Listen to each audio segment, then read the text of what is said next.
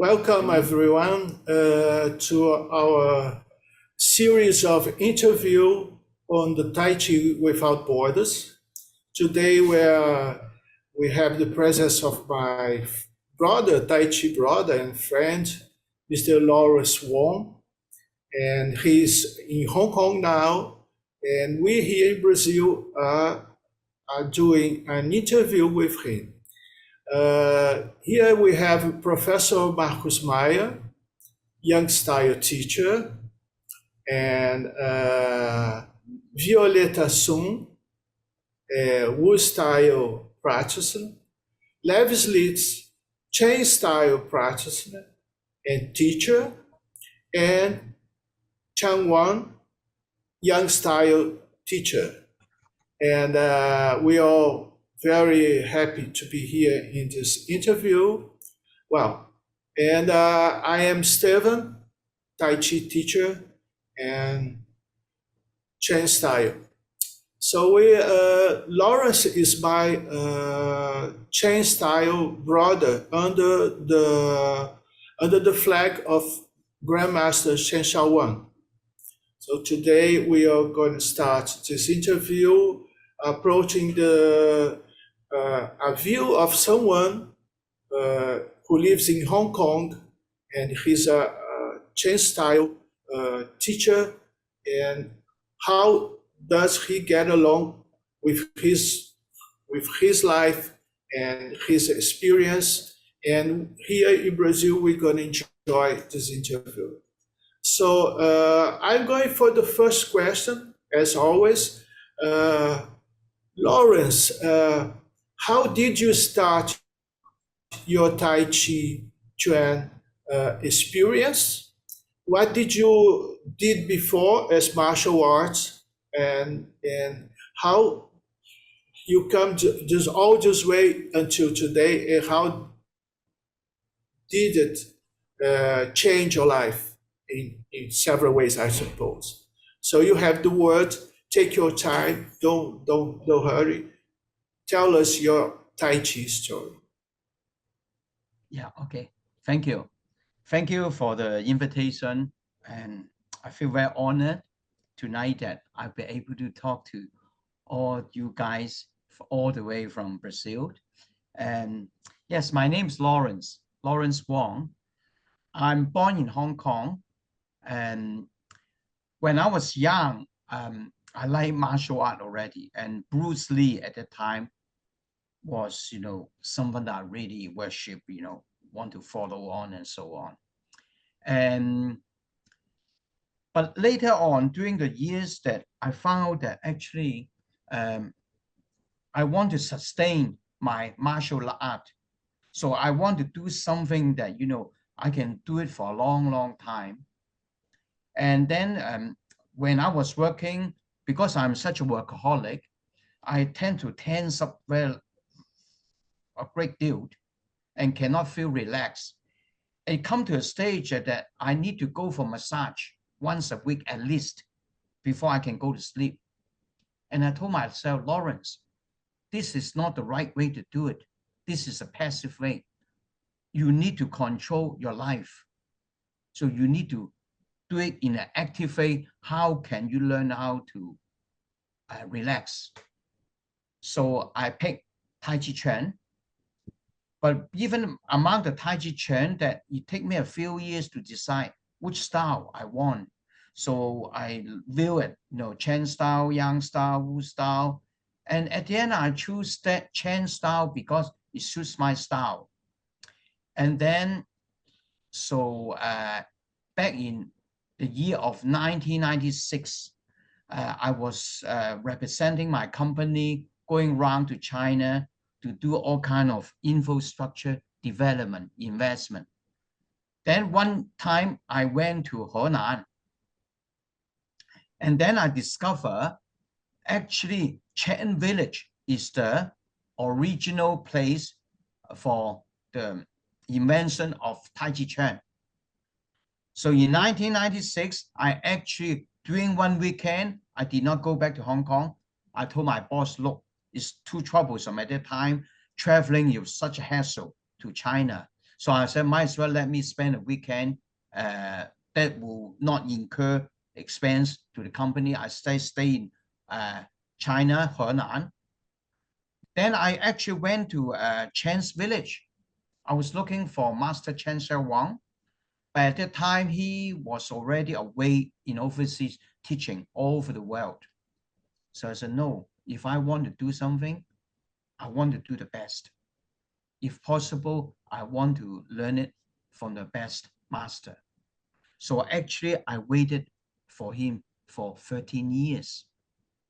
I wait until year 2009, when he returned back to China, and then I joined him for the first time at that time in Chen's village for learning the Chen style Tai Chi.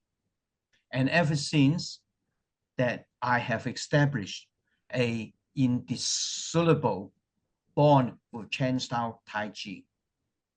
And that was in year 2009. In year 2009, I also helped to form the Hong Kong branch Association of Chen Wang Tai Chi Chuan. And then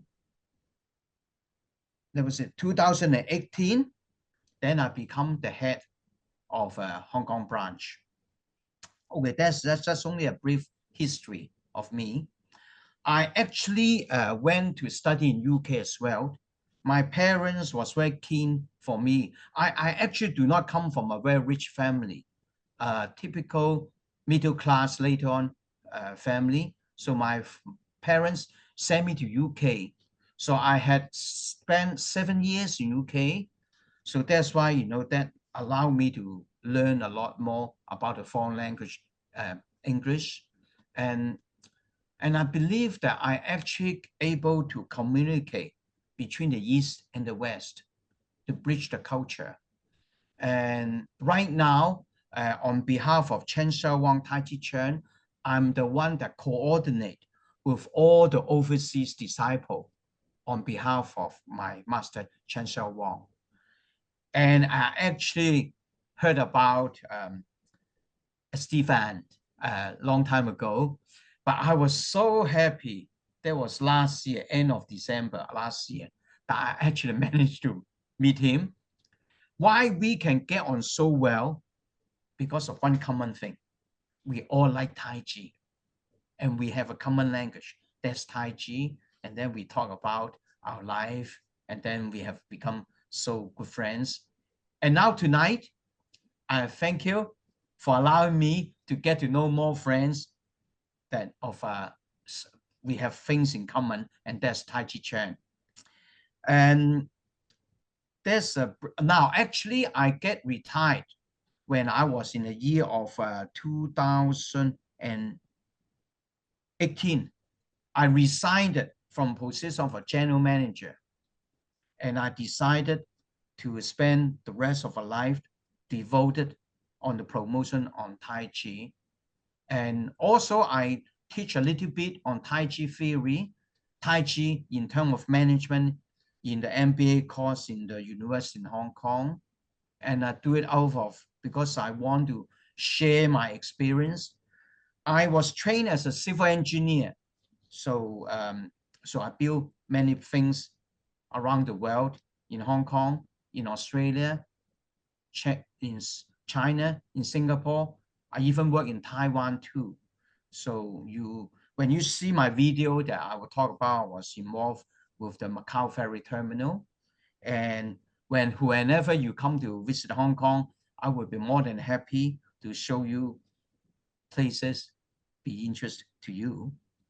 And now I'm a full-time, I try to be a full-time teacher on Tai Chi. And then, yes, anything I need to add on further, Stephen? That's great. That was a great and concise answer. Very nice. Now we're gonna, with the other questions, probably you will spread out a little bit more. Okay, thank you. Of your experience in living. So I pass the next question to Levis. Levis, with you. Okay, thank you, Stephen. Esteban. Hello. That is- Hello, Master. So say again, good morning, everybody. Good morning, who is watching us in the future, YouTube. Okay. So my question, Master, is about, you said before, about your life related to personality with the practice of Tai Chi Chuan. If you could speak a little bit more in details about this relation about your personality and Tai Chi Chuan practice. Okay. By nature, I'm a very little bit impatient person because I want to get things done. So during the years, I learned from my experience that time you need to slow down. But you cannot be too slow because in the commercial world, you need to make a judgment soon. You need to go through a lot of information so that you can make the best management decision and recommend to your boss. So in other words, the time you need to be quick. But how can you be quick unless you need to slow down to learn things, to accumulate your experience, to learn from your mistake, correct your mistake, improve yourself. Now that's really related to Tai Chi as well. Particularly in Chen style Tai Chi, you have the movement of quick and slow, up and down. You restore your energy and you expose it and all this. So it's a matter of a concept of yin and yang. Yin and yang is a philosophy that is these two components are opposing in a way to one another. But if you can manage them well, they will help you to complement to one another to improve yourself. What do you mean by that? For example, there's two words, proud and humble. You can say they're opposite to one another. But you need to be proud. Why? You need to be proud on what you're doing. That show a positive side because you know your stuff, you know your job, so you're proud of it. But you cannot be over proud because if you're too proud, you cannot listen. You cannot listen to the good advice from other people because you're too proud. On the contrary, if you're too humble, you're too scared. You're too scared to make any move.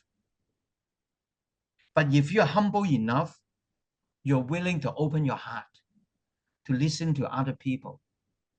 Although, mind you, in this day, there are too many truth and information around through internet, then you need to discern which is correct, which is wrong. Now, this is something we need to teach our youngsters to discern the information so that they can make the right decision. Now, I'm saying all this is related to Tai Chi because on one hand, that I want to do things quickly. I want to do things in a systematic way. But on the other hand, I need to look at things in detail. In detail, in fast, they are in contrary. But that is a repetitive learning cycle. If we don't learn from a mistake, we never improve in terms of management. Even when we are practicing our Tai Chi Chuan form, we make mistakes. So every time we try to reduce our mistake and put it as close as possible to the master demand. So that is to reduce the deviation, every time. So later when I talk about learning, practicing my Tai Chi, I always have a plan. Now the problem of myself is I'm trained as an engineer. So I always need to have a plan. I need to have a schedule. to go and find out what is the critical path, which are the things that need to be done urgently, what are things can hang on a little bit so that you can have more time to think.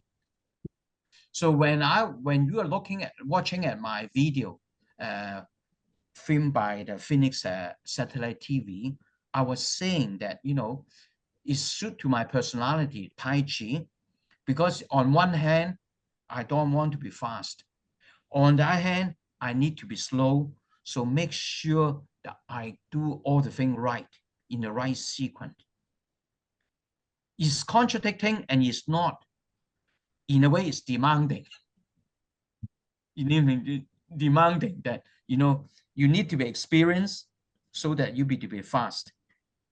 But you need to be slow when you're making a major decision, and yet not too slow, because you cannot compete with your competitor within the commercial world.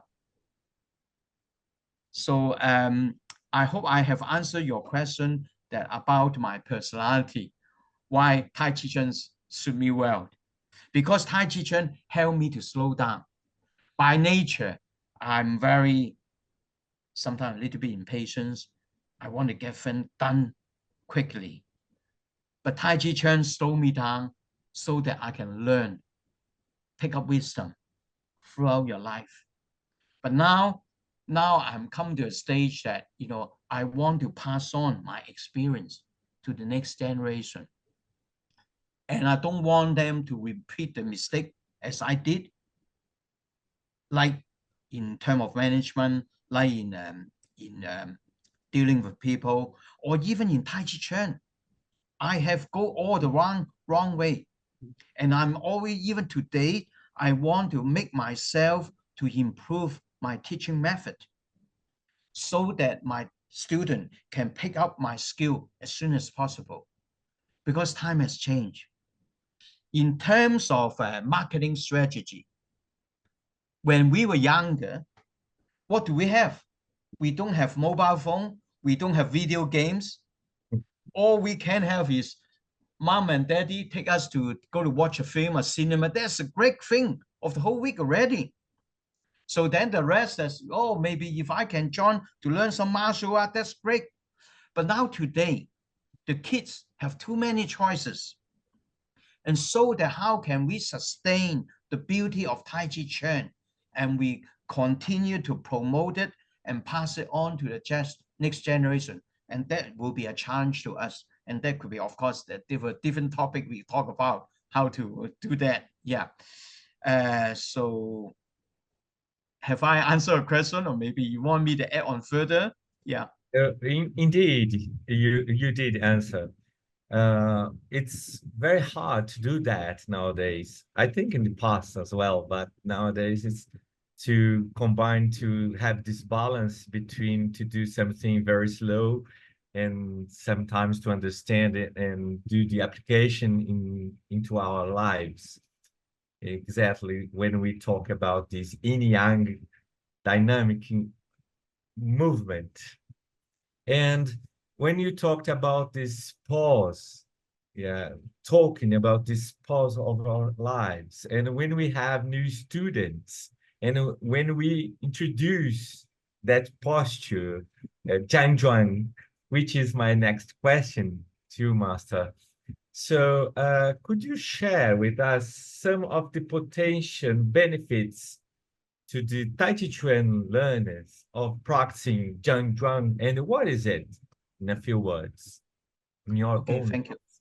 Yeah, standing posture, Zhang. First of all, the goal of it is to adjusting our body framework. When we were young, we carried school bag, and 99% of us, the shoulder is not level. Our waist is not level too. Through the standing posture, we're looking at the mirror. I like to teach my student with aircon and mirror so that I can see the mistakes straight away and adjust them. They learn the method to adjust themselves. So first thing, the standing posture is help you to adjust your body. After years of misalignment, you now realign them properly. Secondly, there's many things about standing posture. Help you to loosen your joint, to adjust your body frame, so that at the end, they will learn how to flow of the qi within the body.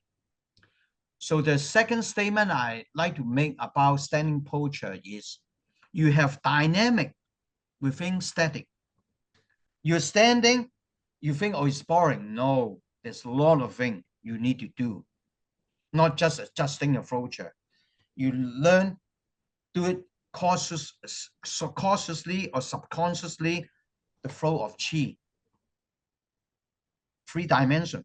But different, there will be different topic that will give me half an hour at least, or 1 hour to talk about. But at least you will learn to know how to using a dantian as a source of power to exert your qi out and in, out and in. And that's great because that will helping you to improve your health. And then the third goal about standing posture, you are doing a preparation of your performing your form.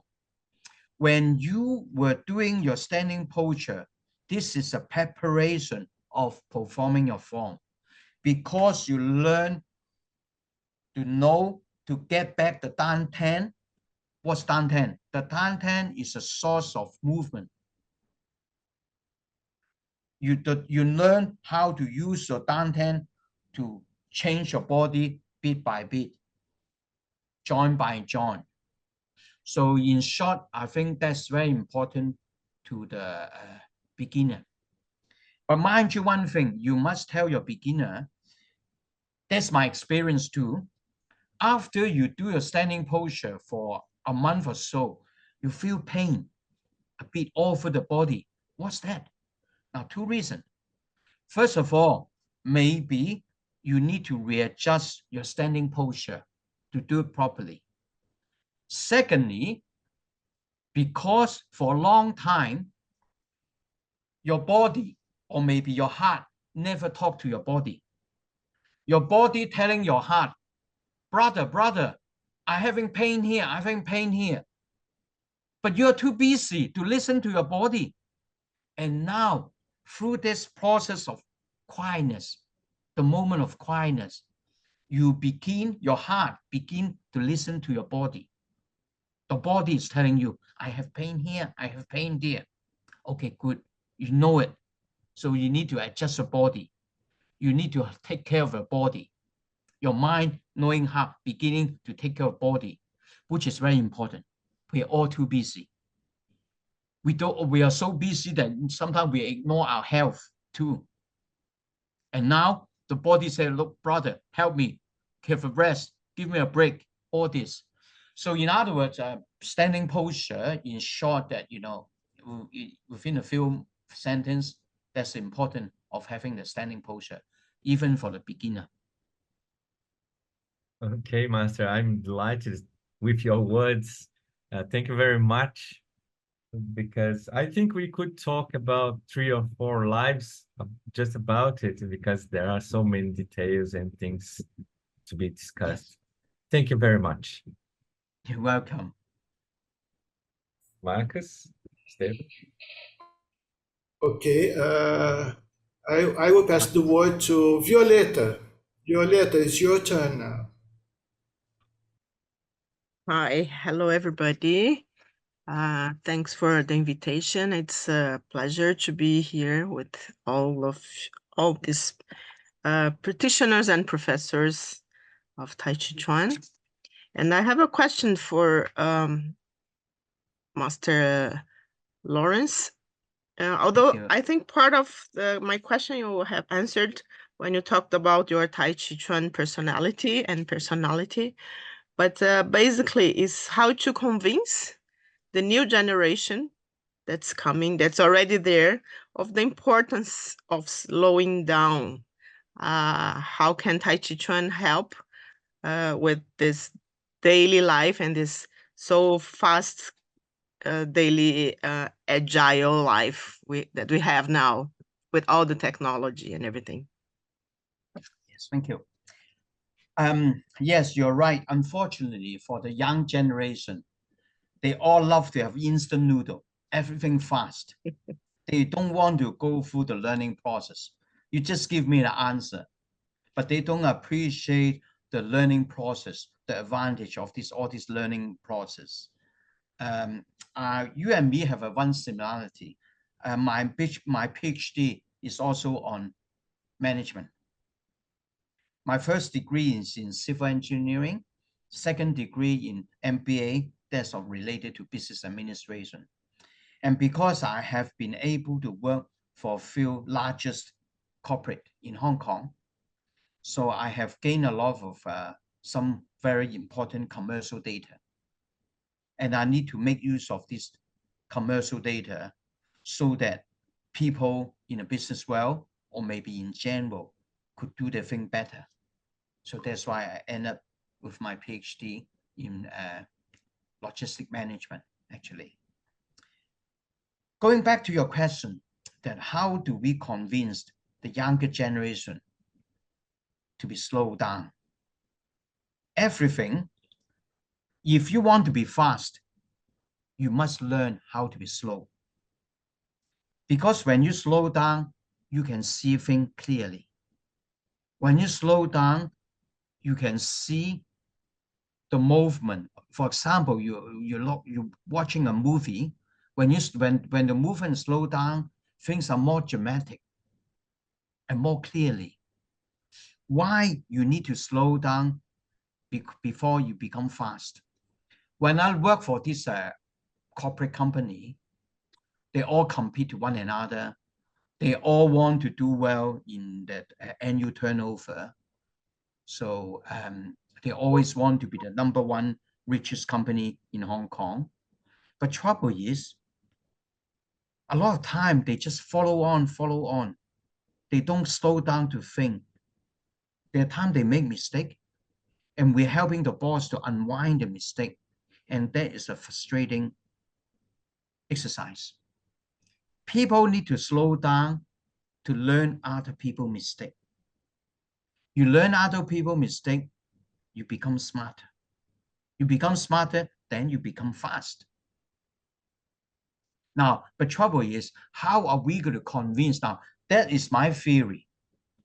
Before you become fast, you must slow down to look at yourself, to look at other people, what other people mistake make.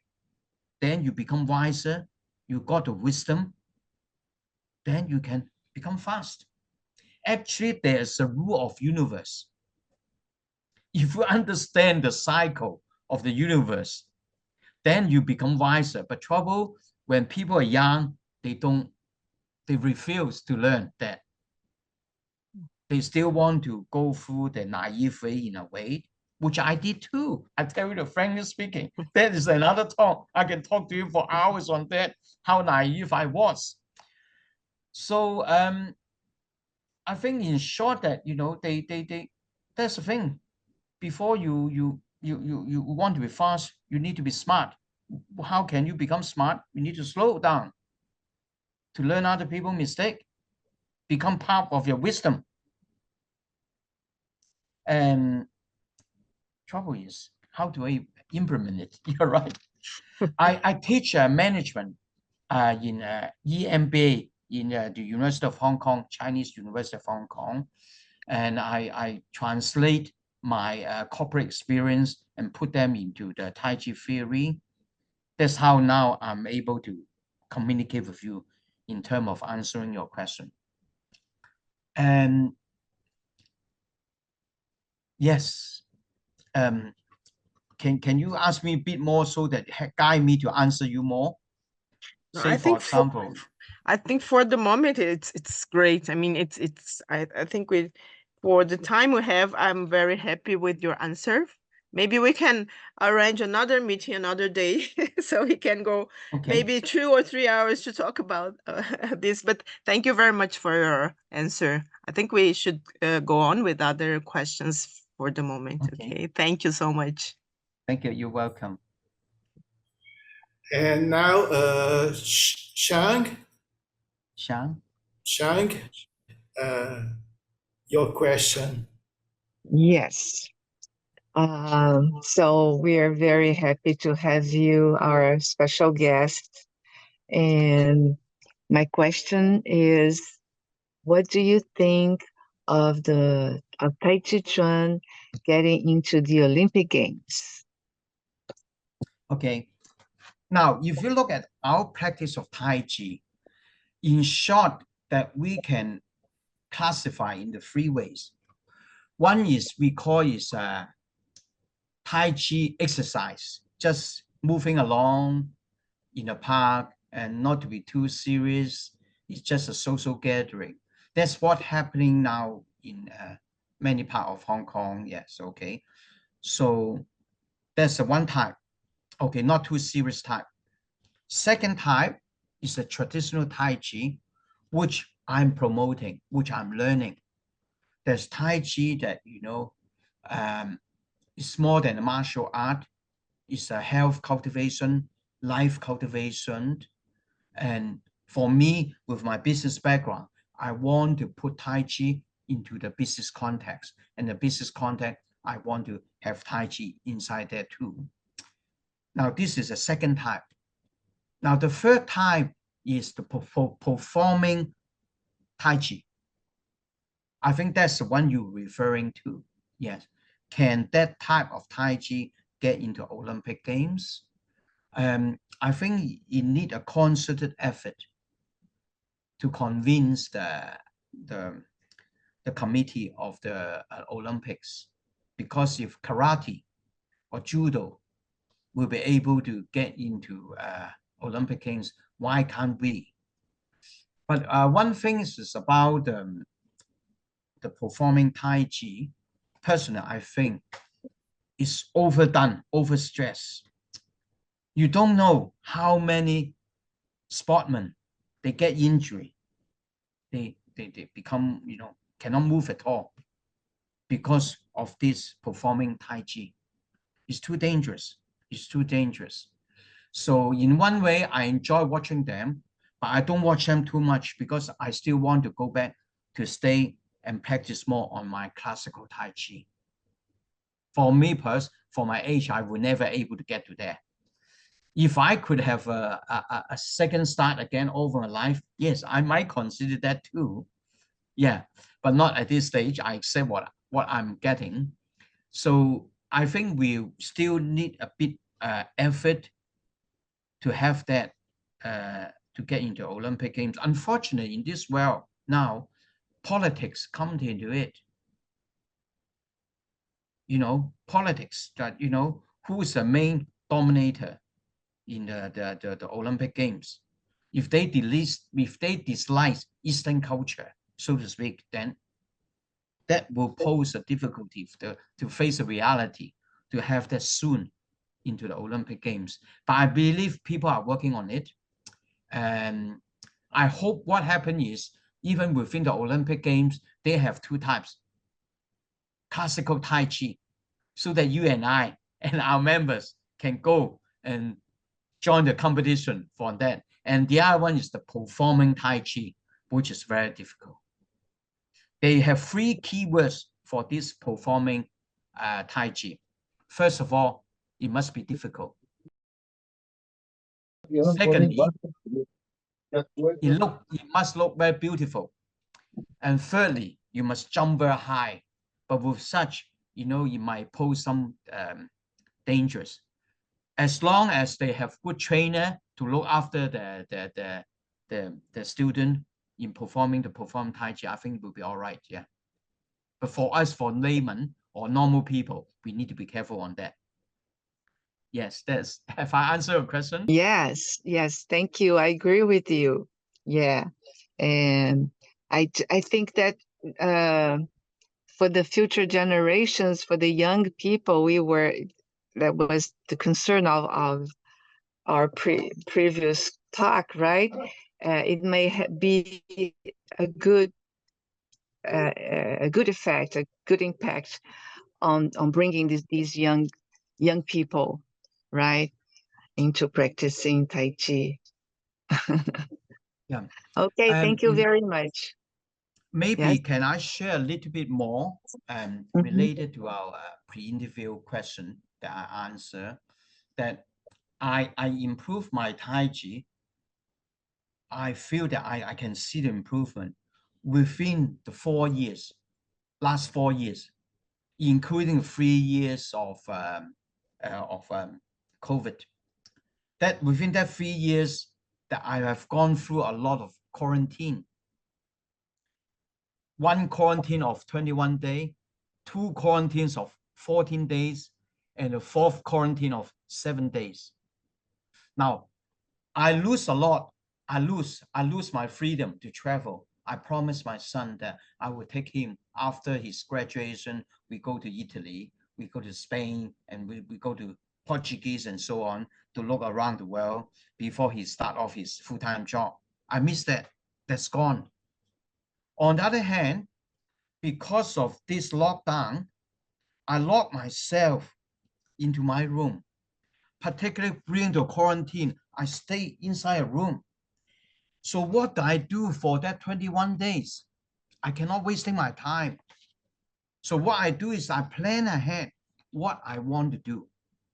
And when I look back, it's really amazing because I actually have achieved a lot of things that I could have never done within the whole years. That is what, understand the Tai Chi theory. Have a time of quietness to resolve my issue. Then, of course, although during the quarantine that I cannot go out to room, but I still make a phone call. And I talk to my classmate, my Tai Chi brother, and we discuss and we improve ourselves. As long as we plan our life, we plan our time. Whatever thing, what I learned is you gain something, you lost something. And you need to look at it at a positive way. Losing something, you gain something that you'll be surprised. That is something that I could have never done in a normal life, but during the COVID 3 years. Good Thank story. Thank you. Marcus, your turn. Hello, Marcus. Yes, okay. So, very nice. I've been enjoying a lot hearing your words and your views on Tai Chi. And one of the things that you stressed that you've been trying to increase the capillarity of Tai Chi in the business world, I mean, all over, right? Which is very important nowadays, even though in the past there was a conventional thought, even in the Tai Chi community in the past, that would be a secret, that something which was hidden. I think we overcome these ideas. I think this is important that we progress beyond. And as even Professor Chen, who was an important disciple of Yan Fu, right? And who brought Tai Chi to New York. His student, Wolf Loventhal, wrote a book called There Are No Secrets. Yeah, it should be accessible, especially in the world we live in today, right? Which is a world in crisis, political, economical, social, cultural, existential crisis. And even we are in a really challenging, let's say the least, challenging moments. So a resource, as we know and we share your impressions that Tai Chi has the potential as a tool, as a transformation tool. So even maybe we are here as Homo sapiens because of a Tai Chi inside, like, you know, around the fire. Probably that's what brought consciousness, language, art, and was the Homo sapiens foundation was a Tai Chi inside, but maybe even before that, when life first started 4 billion years ago, probably there was a Tai Chi inside as well, because they were just monocell organisms for many years. They're just monocells. One day, you're right. There was, let's get together, people. Yes. And let's make multicellular. And even before that, probably almost 14 billion years ago, when science says there was this Big Bang. We don't know what there was before Big Bang, but let's say Big Bang was probably a Tai Chi young movement, right? Yes, yes. As you have the Tai Chi story, like from Wuji came the Tai Chi, right? So that's a strong power. And there's a movement. Before you, we interviewed Bill and Angela Douglas, who were the proposers, the founders of the World Tai Chi Day, which became a wide world spread phenomenon, let's say so, because as more and more countries, more and more cities, more and more countries participate. It's going to be now the last Saturday of April, and people are getting together and doing Tai Chi. And universities have been monitoring this movement because it is like Harvard and Princeton, Ivy Leagues.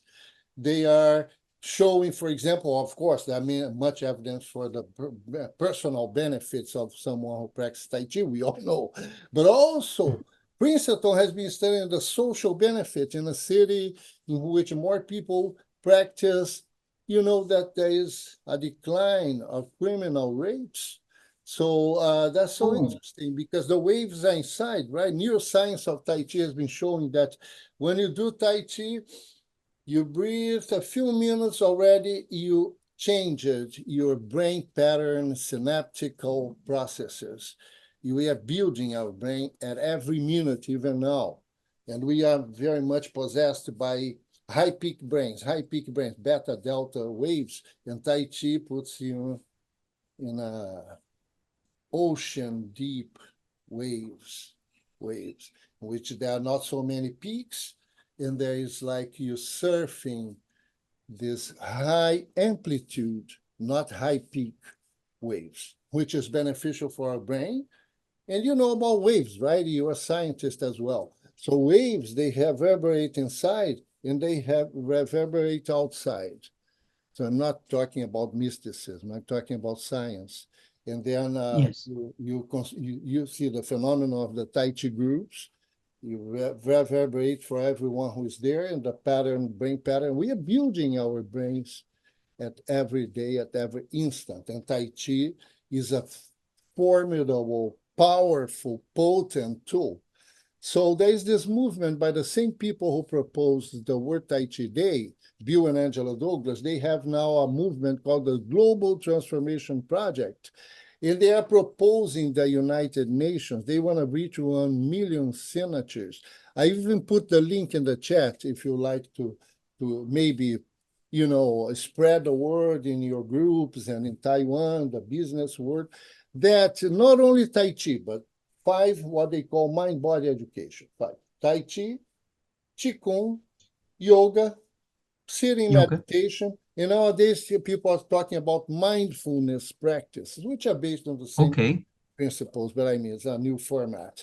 So these 5 could be in the high school curriculum, you know, so they are proposing the United Nations to recommend to the members that these disciplines should be a regular practice. Beyond, like you have English, you have math, you have chemistry, you should have some mind-body education, because this is going to enhance your potential as a whole. And we know how much this has to offer. And we like to know your opinion about these ideas, because I know you are concerned about the spreading, the capillarity in the business world, but I mean, even in the educational world, to think as full of thought at university level. And I know you have programs at using Tai Chi. I heard you mentioning it, like how you manage those things into. It's a challenge, but it's maybe an urgent challenge. Maybe some people say, if something is not going to happen, our time is counting down. You know, the midnight clock is only created by scientists right after Hiroshima and Nagasaki, even Einstein. It's only 2 seconds to midnight. We know the world the way it is, the wars, misunderstandings, lack of harmony, and maybe we should not just keep to ourselves the secrets of Tai Chi. So I'd like to hear you about that.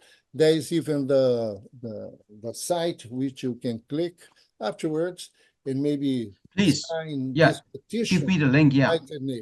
We got to try and do something. Thank you very much. Okay. It's a pleasure being here with you and talking about such important ideas. Yes, maybe, yeah, to answer your question on that, what we are facing now with the youngster, my concern is okay, we're getting older, we're getting wiser, but we need to transform our information, our experience, management of information, management of experience, and pass it on to them. Now, a few years ago, when Hong Kong have a bit of social problem with the young kids, I discovered one thing. They actually have lost the sense of judgment. They can be easily misled by something they read. Well, okay, too many information in our mobile phone. They don't know how to discern which is correct, which is right. This is the urgent thing. One side, yes, the science is very important. But another thing, social science, now it become a very critical subject in university. There's so many social issues we don't aware. We don't know how to educate our kids now. We took it for granted the kids ought to know that. No, unless we give them attention. So I'm glad to hear from you that even the United Nations is considered take that as a subject, mindfulness, Tai Chi, all this, that you're not just as smart as doing your mathematics, not more than that. You need more than that. Now, so first of all, I would be more than happy to get to know what they're doing and see what I can contribute to help the world. We are in a common language, Tai Chi. We want to save the world. We want to say, I wouldn't say to save the world, but at least we want to contribute something positively to the world, What's your question? Yeah, your question is a very difficult one, but I want to answer it. No, I'd like to learn about your views on the importance of spreading Tai Chi beyond the Tai Chi schools, and even that Tai Chi has this potential, this transformative potential. I know you engage at that in the business world. Maybe if you want to talk a little bit more about that. Okay. How are you doing this? Yes. And I have a class to spread Tai Chi, in which I do a lot of Qigong exercises, some Lian Kung, breathing exercises, and standing. I noticed you mentioned about a standing meditation, which builds your Qing, right?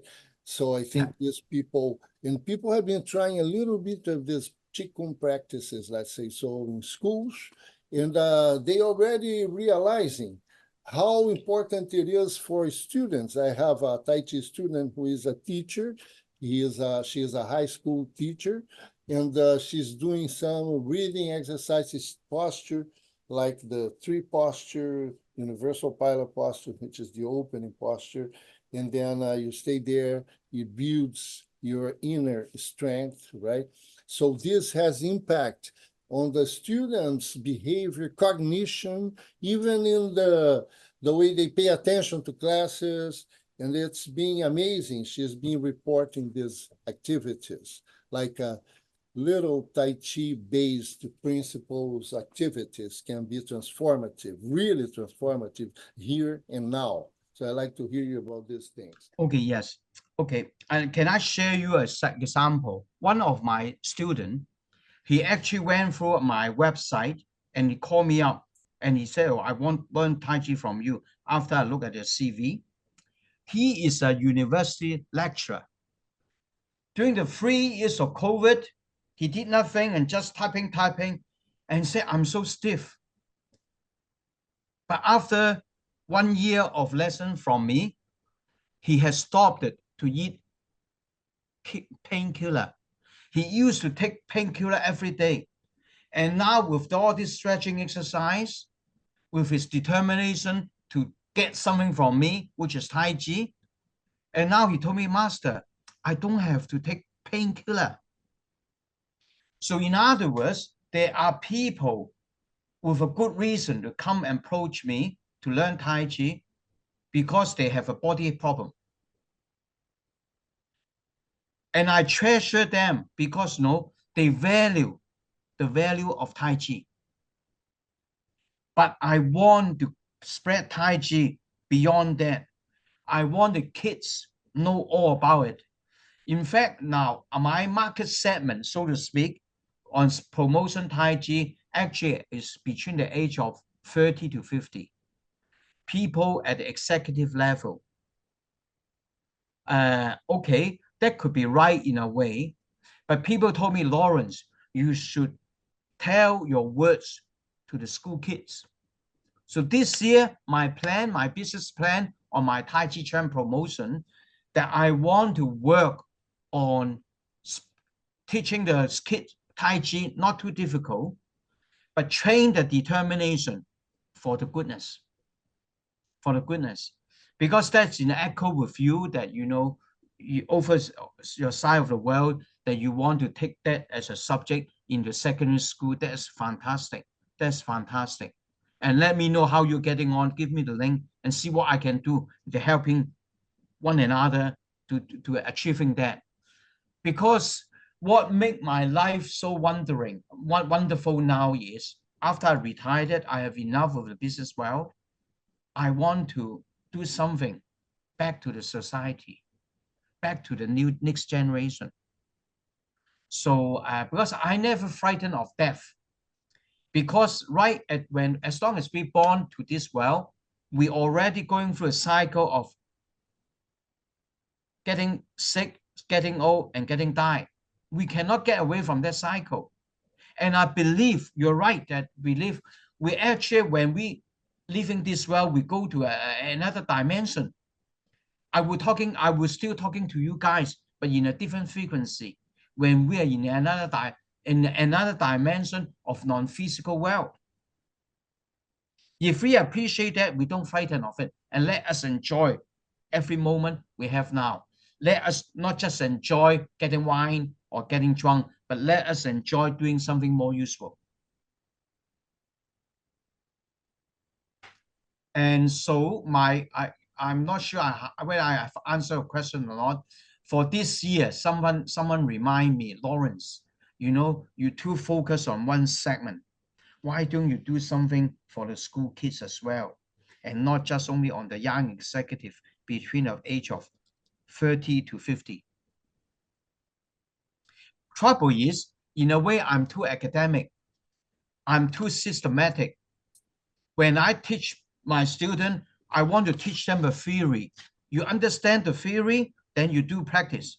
But some people, no, that's too much. I just want to relax. I don't want to, okay, but that's not my style. I'm too serious. I'm doing everything too serious, and I enjoy being serious on everything. If students know at least a little about the philosophy, they can really get the most out of Tai Chi. That's what I believe. So it's very important. It's part of the teaching. I agree with you completely. Like if you know what you're doing, what you're looking for in the Tai Chi theories, will teach you that. So I think it's very important. Of course, like I have to be careful because otherwise I'm just lecturing. So why not? I enjoy that. Forget about practicing Tai Chi. That's the way. No, the general knowledge is very important. Our general knowledge is very important too. Okay. Everything we have a Tai Chi context. Some of my students ask me some very intelligent questions and I enjoy it. Sometimes I cannot answer them straight away, but I answer them in a week time. Yeah. Thank you. It's been a pleasure listening to you. Maybe now Esteban will take it back. Yes, thank you. I'm so happy that we did that. We made it. So it's very nice to have you here, Lawrence, together with this group, a very cherished group for my Tai Chi life. And we all, how can I say, we're all brothers under the Tai Chi, big flag around us. So just one last curiosity. Maybe you could, I'm sure some people that are viewing your interview in the future, they will like to enjoy this, because you told me, this is a personal question, you told me that before you go into the Tai Chi, when you were younger, you did the Wing Chun. And so could you tell me a short story, how did it happen, and how do you compare the Wing Chun, what is related between Wing Chun and Tai Chi Chuan in your life, and as you see it? This is just a kind of last question. Why not? No problem. I enjoyed sharing with you. Yun Chun, mainly because of Bruce Lee, because he's the one that promoted Yun Chun worldwide. Because of him, I learned Yun Chun from someone in Hong Kong. The major difference between Yun Chun and Tai Chi Chuan, Yun Chun, they focus front to front. I hit to the front. Tai Chi, in a way, they do it in a smart way. I hit you sideways. I never go to you head on. I think that's a fundamental between Yun Chun and Tai Chi. And now Tai Chi take a long time before you become getting it into practice as a martial art. It take a long time. Okay. Yun Chun is fast. After a few years, when you have go for a tough training, you go along the street, you become a good fighter. So that's the fundamental between these both. And I enjoy Yun Chun too. I enjoy Yun Chun because I was very fortunate. I learned it from someone who just wanted to teach me, oh, you kids, you're so energetic, you want to do it, I teach you. So I learned Yun Chun, Yun Xiao Chen, also a few weapons, including the Sang Jie Guan, the 2-speed stick. I learned that too when I was very young. But now that is not my cup of tea now. Now I go to another level, and I don't want to become just a fighter. But no, not our age. We cannot do that anymore. But but do it in a philosophical way. Apply it in management. Apply even at family. When we have family, when we treat our family member, we need to tactic of harsh, not hard and soft. You cannot be soft to your kids all the time. You spoil them. But you cannot be too hard. Sometimes I have been too harsh to my kids. I regret it. But in a way that I need to patch up with them now. Become their friend, not just a father now. Yeah. Okay, so yeah. Very nice. Yeah. Okay. I'm again. Thank you very much. You all guys have given me some provoking thoughts, what I need to do for the following years. And one thing I need to catch up, I need to revamp my website this year of Chen Wang Hong Kong branch. And I will be put up, because I talked to Master Chen, I say within his website, I will promote Tai Chi Chen. And then I will build another website, which I will promote Tai Chi culture. I will be making a series of Tai Chi culture in the context of management, in the context of life management, in the context of health management, in the context of family management, etc. But anyway, I will be happy to share with you all in due course. Thank you. We'll be very happy and longing for this new site you're working on. Okay. Yes. So I want to thank everybody who joined us.